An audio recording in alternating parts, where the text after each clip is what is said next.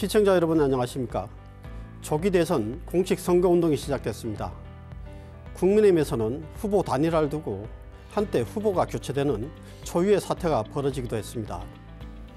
이번 대선과 관련한 주요 이슈를 홍석준 전 국민의힘 국회의원과 함께 살펴보겠습니다. 안녕하십니까. 안녕하십니까. 국민의힘 내부 소식에 정통한 홍석준 의원님. 처음으로 결선 투표까지 해서 김문수 후보가 최종 후보로 선출됐는데 또다시 한덕수 후보와의 그 단일화를 두고 또 내용을 겪었습니다. 한때 당 지도부가 김문수 후보 자격을 박탈하고 한덕수 후보로 교체를 하려고 했는데 결국 당원들의 지지를 받지 못했습니다. 그래서 역풍이 불고 있는데요. 의원님은 그동안 이 방송을 통해서 김문수 후보가 최종 후보가 될 것이다. 그리고 한덕수 총리 꼭 출마할 것이다. 이런 그 당시에 다수의 사람들이 예측하지 못한 걸 다 촉깃기처럼 다 맞췄습니다. 지금 국민의힘 내부 상황 어때요? 예, 일단 이제 저희가 탄핵이 4월 4일 날 인용되고 난 다음에 조기 대선 국면으로 들어갈 때는 사실은 굉장히 어려운 상황에서 들어갔기 때문에 당시에 거의 모든 후보자들이 이제 빅텐트가 필요하다. 이재명 후보가 대통령 되는 것을 막기 위해서는 빅텐트가 필요하다고 이야기를 했고, 그런 빅텐트 논의에 누구보다도 가장 오픈데이 마인드로 강하게 주장을 했던 분이 이제 김문수 후보였습니다. 심지어 이제 신조어도 만들어냈죠. 김덕수다. 네. 또 뭐 을지문덕이다. 뭐 그런 것 때문에 우리 국민의힘 후보자들 중에서 당원들 그리고 지지자들로부터 가장 강력하게 이제 좀 지지를 받은 것 같습니다. 그렇기 때문에 그때 당시에도 김문수 후보가 최종 후보로 저는 낙점될 것이라고 생각했었고, 그래서 5월 3일 날 대통령 후보로 국민의힘 후보로 최종 선출되고 난 직후부터 이제 시간이었기 때문에 한덕수 후보와 단일화를 해야 된다고 논의가 됐습니다만은 그 사이에 단일화에 대한 시기 문제, 즉 김문수 후보 같은 경우는 좀 일주일 있다가 예를 들어서 5월 14일 날 토론을 하고 15, 16일 날 여론조사를 통해서 18일 날 단일화를 하자 이렇게 제안을 했고, 당 지도부에서는 그렇게 되면 선거 비용 문제라든지 기호 배정 문제라든지 그런 문제가 발생했기 때문에 5월 11일 대선 후보 등록 이전에 하자고 이제 부딪혔습니다. 그러다가 그 이후에는 김문수 후보 측에서 제기한 가처분이 기각이 되고 난 다음에는 이제 급속도로 또 시기는 5월 10일 이전으로 하되 그러면은 설문조사를 어떻게 할 것인가, 역선택을 어떻게 할 것이냐 이런 문제를 두고 좀 이제 부딪히다가 결국은 그런 문제 때문에 당 지도부에서는 결국은 김문수 후보에 대한 어떤 최종 후보 결정을 취소를 하고 또 한덕수 후보를 올렸는데 그 안이 당원들에 의해서 이제 부결이 됐습니다. 그렇죠. 부결이 된 것은 결국은 당원들은 어떤 지지율도 중요하지만 절차적 문제에 있어서 새벽에 이렇게 교체하는 것은 맞지 않다. 이렇기 때문에 부결을 시킨 것 같습니다. 그런 와중에 좀 당에서 굉장히 좀 말도 있었고 때로는 지지자들의 실망, 분노도 있었기 때문에 굉장히 아름다운 단일화를 거치지 못해서 당 내부 분위기가 좀 어수선했습니다. 그런데 그저께 이제 최종 후보로 김문수 후보가 결정이 되고 당 선대위가 발족되고 이제 오늘부터 공식 대선 선거 운동이 들어갔기 때문에 지금은 뭐 모든 당력을 기울여서 대선 선거 운동에 돌입한 그런 상황입니다. 사실 한덕수 총리도 선대위원장 제안을 사실상 거절을 했고 한동훈 후보 역시 이렇게 거절한 상태여서 과연 이게 정말 단결이 되고 결집될 것이냐 이건 좀 더 지켜봐야 될 것 같습니다. 그런데 이렇게 일어나고 있는 이 상황이 이런 내용이 결국은 사실상 대선을 포기하고 당권을 잡기 위해서 서로 싸우는 거, 헤게모니 싸움을 하는 것이 아니냐 이런 시각이 많습니다. 특히 친윤 지도부가 대선 이후에 당권 때문에 이 무리수를 둔 것이다 이런 비판도 하고 있는데 이게 당원들 사이에서도 나오는 이야기입니다. 이거 어떻게 생각하세요? 저는 그런 분석에는 좀 동의하지 않습니다. 그런 분석은 오히려 민주당이라든지 좌파 언론에서 지금 이루어지고 있는 국민의힘 후보들에 대해서는 어떤 그런 경쟁 구도를 좀 평가절하하기 위해서 저는 만들어낸 프레임이라고 봅니다. 왜냐하면 사실 이제 당이 어떻게 앞으로 될 것인지 사실은 이제 대선 이후에는 결과에 따라서 굉장히 좀 뭐 말이 많고 시끄러울 수밖에 없고 그런 가운데 당권은 그 이후의 문제이지 이런 당권과 대권을 연결시키는 문제는 아닌 것 같습니다. 예를 들면 2017년도 대선 직후에 홍준표 당시 후보가 당 대표로 나간 사례는 있죠. 그런데 지금 같은 경우는 예를 들면 이제 김문수 후보 같은 경우는 당에 대한 어떤 당권에 대한 어떤 관심이 지금 있는 상황은 절대로 아니거든요. 그렇기 때문에 저는 대권보다는 당권을 염두에 둔 이런 다툼이다 이렇게 보는 것은 절대 동의하지 않고 오로지 지금 현재 대권 주자로서 어떻게 하면 이재명이라는 희대의 범죄 혐의자 그리고 지금 독재로 치닫고 있는 민주당을 막을 수 있을 것인가에 대한 약간의 방법론의 차이 있을 뿐이지 당권과는 저는 전혀 관계없다고 생각합니다. 당권 다툼이 아니다 하더라도 실제로 내용이 얼마나 심각하냐면은 홍준표 전 대구시장, 한동훈 후보, 안철수 후보 모두 이 비윤계에서 이번 사태를 두고 사실 친윤 지도부 아주 강하게 비판을 하고 있어요. 홍 전 시장 같은 경우는 아예 뭐 친윤 지도부를 아주 원색적으로 비난했죠. 뭐 천벌 받을 것이다. 윤 전 대통령까지 뭐 이런 이야기까지 하고 또 심지어 뭐 이번 선거는 이재명 대 이준석 대결이 될 것이다. 이런 말까지 했는데 이런 분위기에 대해서는 어떻게 보십니까? 저는 홍준표 전 시장 후보의 그런 발언은 대단히 좀 아쉽고 그리고 당의 원로로서 과연 저는 그런 말을 해도 되느냐 하는 실망을 굉장히 많이 하고 있습니다. 그런 실망감은 저뿐만 아니라 많은 분들이 지금 이제 하고 있는 건데 예를 들면 윤석열 대통령과 친윤 지도부에 대한 비판을 할 수는 있습니다만은 저는 예를 들면 지금 한덕수 후보를 굳이 윤석열 대통령이 뭐 이렇게 지원한다? 저는 그렇게 동의하지 않습니다. 왜냐하면 제가 그 모든 후보들의 그 캠프 구성원들을 다 잘 알고 있거든요. 네. 그래서 윤석열 대통령에 대한 지지 그룹의 거의 대부분은 지금 이제 김문수 후보 캠프, 지금은 이제 뭐 캠프도 해산이 됐습니다만은 후보 캠프에 다 있었습니다. 그렇기 때문에 한덕수 후보를 끌어들인 것이 마치 뭐 대통령의 뜻이다? 아니 지금 대통령이 사실은 뭐 힘도 없을 뿐만 아니라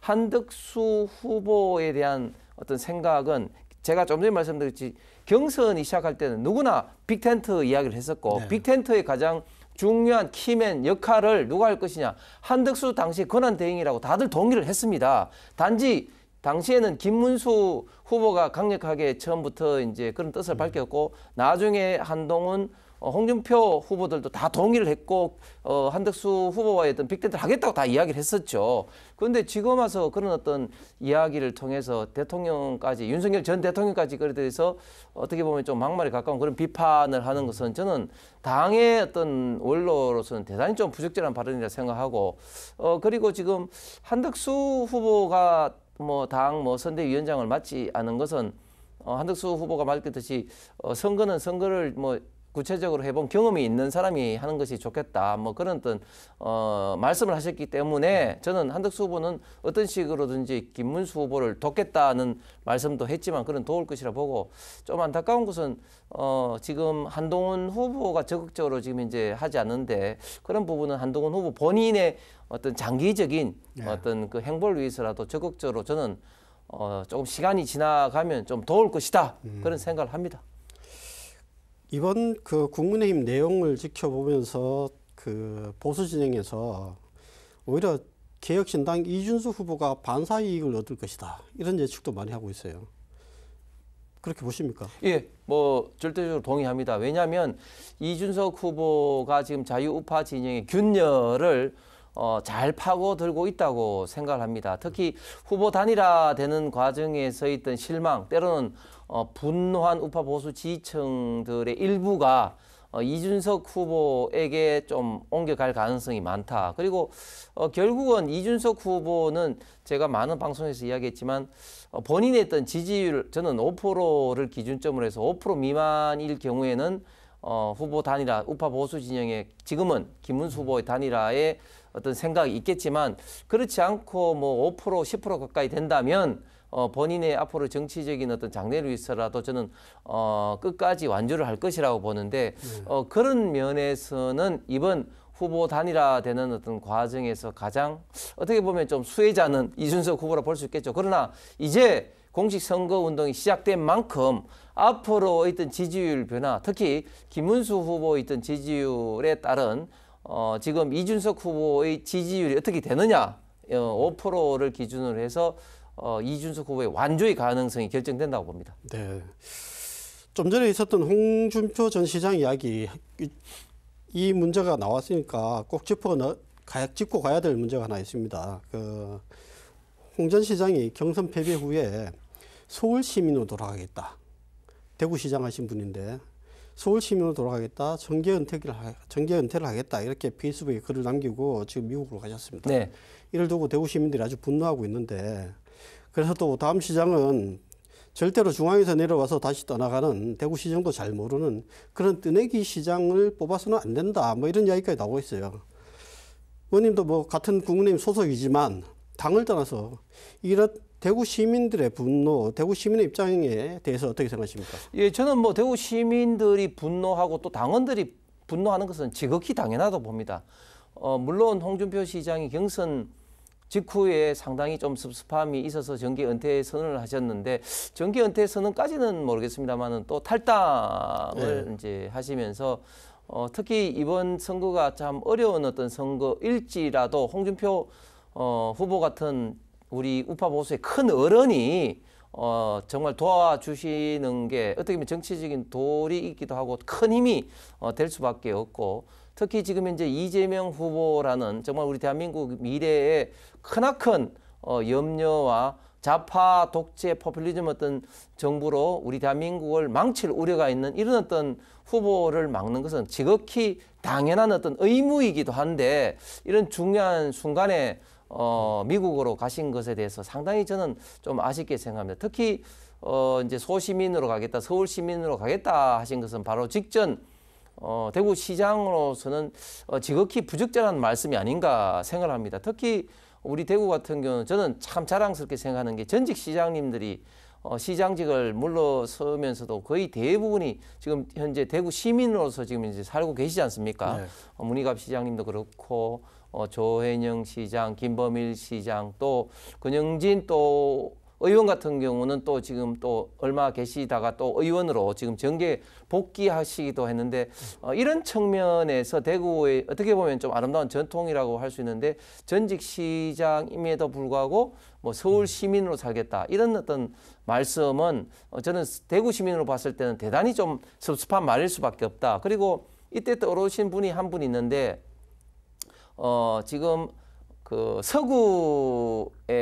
서구에서 국회의원 5선 6선을 하셨던 그때 강재섭 예, 강재섭 의원 같은 경우도 그때 이제 수도권 험지 출마 이야기 나왔을 때 분당에 출마하겠다 하시면서 분당에 내 집이 있다 이런 어떤 말씀을 해서 당시에 대구 시민들이 아이고 대구에서 이렇게 다선 의원이 그러면 대구에 집조차도 없었느냐 이런 어떤 비판을 많이 받았던 그런 기억이 납니다.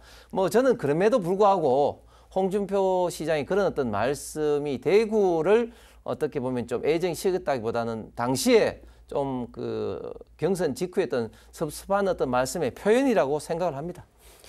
당신이 말씀에 그친 게 아니라 사실 또 행동을 그렇게 하시다 보니까, 그래서 지금 대구 시민들 여론 중에서는 정말로 중앙에만 있다가 대구의 사정도 잘 모르는 사람들이 아무리 큰 인물이든 작은 인물이든 갑자기 대구에 내려와서 자기 정치적 발판을 삼으려고 왔다가 또 떠나는 이런 후보는 절대로 찍지 말아야 된다. 뭐 이런 이야기들도 지금 실제로 많이 돌고 있거든요. 예, 그렇습니다. 저도 사실은 그런 면에서는 100% 공감을 하는 게, 저는 대단히 좀 안타까운 게 윤석열 정부가 지금은 뭐 그 탄핵이 돼서 이제 끝났습니다만은, 저는 윤석열 당시 후보의 첫 번째로 지지선을 하면서 끝까지 대구 선대 본부장을 하고 또 윤석열 정부의 인수위원으로 가서 제가 만들었던 공약을 윤석열 정부의 국정과제로 만들면서 많은 부처의 장관, 차관, 국장들하고 심지어 좀 싸워가면서까지 국정과제로 만들어서 2022년 4월 말에 엑스코에서 대구의 기관장들을 모아서 발표하기도 했습니다. 그런 가운데 예를 들면 문화 산업 분야에 예를 들면 그때 당시에 국정과제에 지금 도청 후적지에 국립 근대 미술관과 뮤지컬 컴플렉스를 만든다 이런 어떤 국정과제를 발표하기도 했습니다. 그런데 그것이 그 홍준표 시장 때 대구시가 그 로케이션 부지를 하원의 교도소 자리를 이전한다고 해서 문화부에서 반대를 하고 2년 이상 동안 문화부와 대구시가 좀 다툼을 하다가 결국은 대구시가 결국은 이제 다시 원상 복구로 이제 그 이 도청 후적지로 문화부의 요구대로 굴복을 했는데 지금은 그 사업을 시작하기도 못하고 지금 대구시의 안을 지금 이제 실현할 수 없는 그런 어떤 상황에 빠져버렸죠. 그런 어떤 것을 좀 종합적으로 봤을 때 윤석열 정부의 국정 과제를 대구시가 어떻게 보면 좀 제대로 챙기지 못했다. 이런 대단히 좀 아쉬운 게 있는데 그런 모든 것들이 사실은 좀 대구시가 좀 더 열심히 사업을 좀 챙겼으면 하는 그런 뭐 지금 아쉬움이 참 큽니다. 그런 아쉬움의 연장에서 봤을 때 이번 선거가 사실 정책 공약이 실종됐다 이런 이야기를 많이 합니다. 그 우리 지역 현안에는 지역 공약도 지금 눈에 띄는 게 보이지도 않고 예전에는 뭐 그래도 정책을 두고 이런저런 서로 논쟁도 하고 이렇게 했었는데 이번 선거에서는 사실 그렇게 보이지가 않아요. 그렇다고 이게 중요하지 않느냐면 일자리, 정년 연장, 뭐 민생경제 이런 부분, 외교 안보 중요하지 않은 부분이 없는데 지금 정책 공약을 뭐 자체가 지금 이슈가 되질 않고 있습니다. 이렇게 정책 공약이 실종된 부분에 대해서는 어떻게 생각하십니까? 예, 저는 몇 가지 원인이라고 봅니다. 첫 번째 원인은 지금 대구시가 직무 대행 체제로 지금 현재 그 이루어져 있다 보니까 아무래도 앞으로 장기적인 어떤 로드맵을 못 만들고 있다. 그리고 지금 현재 대구시 정부 구성원들, 간부 구성원들이 결국은 홍준표 시장 때의 어떤 사람들이기 때문에 기존의 사업에서 어떤 변화 가능성, 변동 가능성이 거의 없죠. 그렇기 때문에 새로운 어떤 공약을 사실상 만들기 어려운 어떤 그런 구조로 돼 있다는 게 하나의 원인이 돼 있고 또 두 번째는 지금 조기 대선 국면이다 보니까 사실은 시간적인 제약도 굉장히 있습니다. 지금 선거가 이렇게 급격하게 치러지고 있고 또 얼마 전까지만 하더라도 국민의힘 후보가 누가 되는지에 따라서도 뭐 왔다 갔다 했기 때문에 이런 어떤 시간적 제약 때문에라도 지금 공약이 사실상 만들어지지 못했다. 마지막 세 번째는 지난 윤석열 정부 때였던 제가 좀 전에 말씀드렸습니다만은 국정 과제가 제대로 지금 실현되지 못했다. 예를 들면 하나같이 그 군공항 어떤 이전 문제, 상수도 문제 이런 거 역시 제대로 지금 실현되지 못하다 보니까 새로운 국정 과제를 만들 수 있는 어떤 분위기가 지금 조성이 안 돼 있다. 즉 지금 기존에 있는 사업도 지금 제대로 챙기지 못했다는 것이죠. 그래서 이제 이런 어떤 세 가지 원인 때문에 공약이 제대로 못 됐고 이런 것들이 사실은 어떤 정부가 되더라도 굉장히 우리 지역의 발전을 위한 그런 공약, 국정 과제로 만들기에 굉장히 어렵다는 그런 좀 난감한 상황, 그런 참 걱정스러운 그런 어떤 상황이 있습니다. 앞으로 비록 대선 기간 중일지라도 어떤 대구시 그리고 지역의 국회의원 그리고 지역 언론들과 함께해서 좀 힘을 모아서 대구시에 좀 발전을 하기 위한 여러 가지 좀 안을 맞댈 필요가 있다. 그리고 그런 것들을 각각의 어떤 그 지금 선거 대책 본부에 적극적으로 의견을 개진을 해서 반드시 그런 사항들을 우리가 관철시킬 필요가 있다고 생각합니다. 네, 한 가지만 더 정책 공약은 가라앉은 반면에 관심이 가라앉은 반면에 부상하고 있는 게 사법부입니다. 네. 이번 선거에서 네.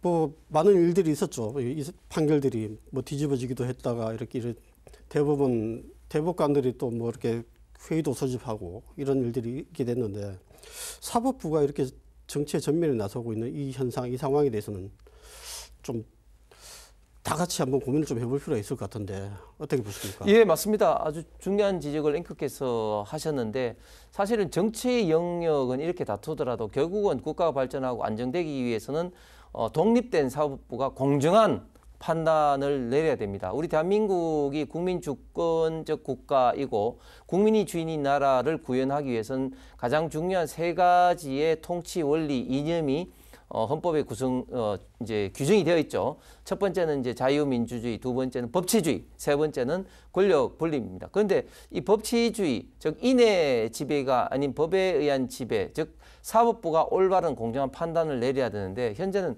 굉장히 좀 걱정스러운 상황입니다. 특히 입법 절대 다수를 증거하고 있는 민주당과 이재명 후보 같은 경우는 본인들에게 유리한 판결이 나면 정의로운 판결이라 하고 이번 대법원 전원 합의체에 의한 불리한 판결이 나오면 이게 사법부가 정치에 개입한다 이런 논리로 사법부를 압박하고 특히 조희대 대법원장에 대해서 탄핵을 한다 또 특검법을 발의해서 지금 현재 수사를 한다 또 14일 날은 청문회를 한다 이렇게 하고 있습니다. 그리고 참 아쉬운 것은 사법부도 여기에 대해서 굴복을 해서 서울 고등법원 같은 경우는 이런 어떤 그 파기환송심에 의한 어떤 이런 어떤 1차 공판 절차를 5월 15일에서 6월 18일로 연기를 했고 또 대장동 재판도 연기를 하고 오늘은 대북 불법 송금도 또 연기를 했습니다. 이렇게 사법부가 지금 민주당과 이재명 후보에 의한 압박, 협박에 굴복을 하는 이런 어떤 모습들은 우리 대한민국 지금 행정부의 수장, 대통령이 누가 뽑히는가 관계없이 대단한 어떤 걱정스러운 어떤 그런 상황이고 특히 이재명 후보가 대통령이 만약에 된다면 기존에 입법부를 장악한 것에 이어서 행정부도 장악하게 되고 또 사법부까지도 이렇게 장악하게 되는 사실상의 정말 독재 정부가 출현할까 봐 굉장히 정말 우려스러운 어떤 그런 상황이라고 생각을 합니다. 예, 홍석준 의원님의 개인 의견이 많이 반영이 됐다는 걸 참고로 알아주시면 되겠습니다. 오늘 말씀 여기까지 하겠습니다. 네, 감사합니다. 부산 가덕도 신공항 건설 수의 계약 절차가 중단돼 정상 추진이 어려워졌습니다. 애당초 정치권의 부실하고 무리한 사업 추진이 문제였다는 지적도 나옵니다. TK 신공항 건설에는 어떤 영향을 미칠지도 주목해 봐야 할 것 같습니다. 온 나라가 대선에 집중하다 보니 지역 현안에 대한 관심도 멀어지는 것 같은데 정치권과 행정당국의 책임 있는 자세가 요구됩니다. 저희는 다음 시간에 다시 찾아뵙겠습니다. 감사합니다.